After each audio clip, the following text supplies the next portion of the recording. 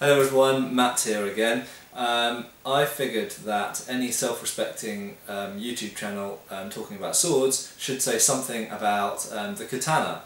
Now I should first of all state that I have had almost zero training or experience with katanas. I own a few replica ones and I've cut with them, but I've only done a tiny bit of kendo and I've never done any kenjutsu, although I know quite a few people who do, so I'm not by any stretch of the imagination a great authority on katanas, but I do know people who are.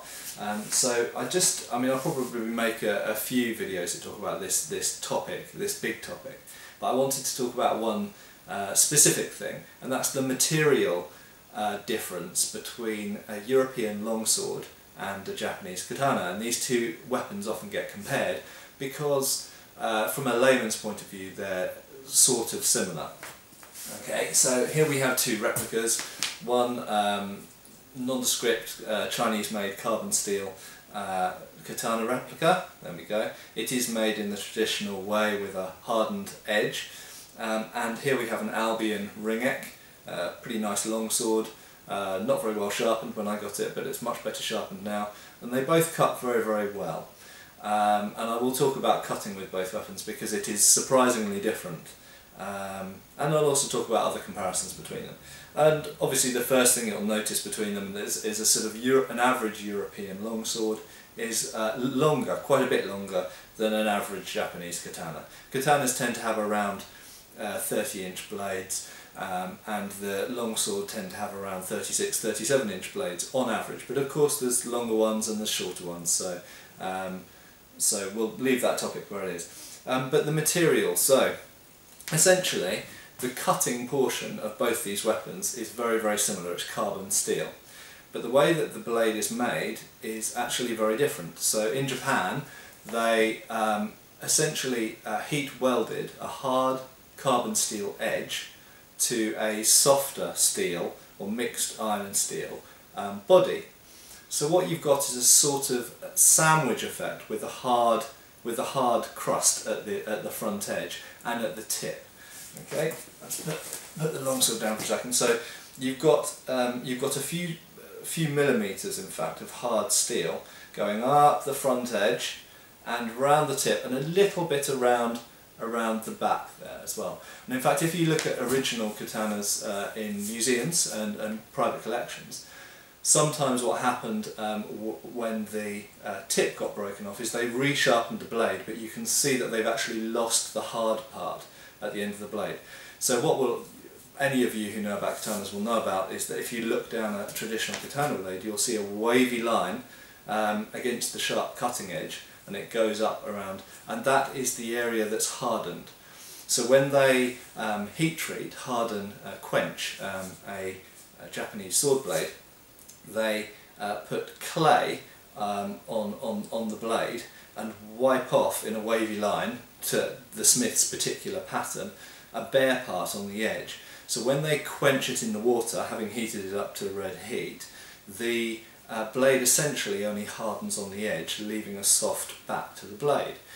A European sword is completely and utterly different to that, in that the whole blade, generally speaking, is made of quite a homogeneous steel. Now I should say that in the earlier European period, up until the sort of middle of the 10th century, so the kind of Viking period, Anglo-Saxon period, Frankish period, swords were often made in a similar-ish way to Japanese swords, in that they had hard steel edges and points welded to, heat welded, that means hammered under red heat, to a softer core. But by the time of European longswords, and in fact by the time of katanas in Europe, the swords were made of essentially what we call monosteel, so one piece of carbon steel straight the way through. One of the reasons for that was because there was a lot more good quality iron ore in Europe, there was more open trade, and so essentially there was a lot more steel around. So in Europe people didn't need to be so sparing and so precious about steel, and they could make an entire blade out of steel, they could make entire armours out of steel, whereas in Japan steel was much more precious and harder to come by, so they used as little steel as possible in making their swords, and they limited it to the edge and the point. European sword, the whole thing's made of steel. With the result that, because the whole thing is steel, when you heat this up to red heat and quench it in water to make it hard, you do the whole blade in one go. The end result of that is that a European blade is a spring, very, very flexy all the way through. You'll notice I'm doing this very carefully because both these swords are quite sharp.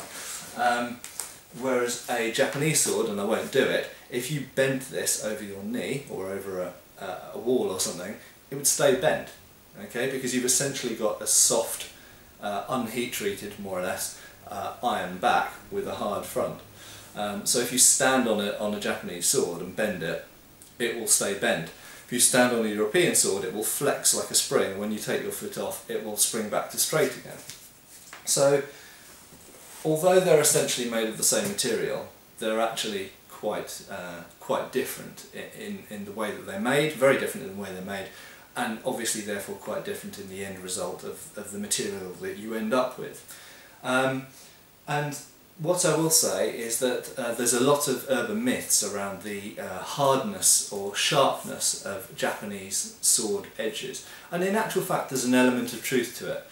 Because they've welded a hard edge to a soft back, it means you can make the edge very, very hard without making the whole blade very brittle.